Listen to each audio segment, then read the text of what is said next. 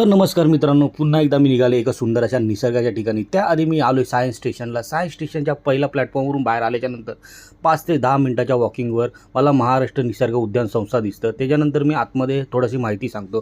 त्याच्यानंतर आतमध्ये आल्याच्यानंतर मला सुंदर हिरवगाळ असं जंगल दिसतो। त्यानंतर मी लहानपणीची काहीतरी आठवणी सांगतो, खूप भारी वाटतं सांगून।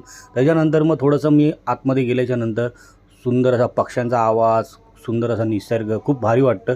त्याच्यानंतर पुढे गेल्याच्यानंतर मला मिठी नदी दिसते। मिठी नदीमध्ये बोलतात की खूप मोठ्या मगरी आहेत आणि हे पण आहे, मोठमोठे अजगर आहे, साप आहे, भरपूर काही आहे। मला आता त्या काकांनी सांगितलेलं, कारण की नंतर मग थोडंसं पुढे गेल्याच्यानंतर जंगल पूर्ण शांतता होते, एकदम मस्त वातावरण वाटत होतं।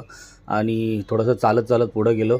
37 एकर ही पूर्ण जंगलाची जागा आहे आणि त्याच्यामध्ये असे भयंकर म्हणजे झाडं होती। त्याच्यानंतर सुंदर असं मला जास्वंदीचं फूल दिसलं। थोडंसं पुढं चालत आल्याच्यानंतर मला अजून बरीच फुलं दिसली।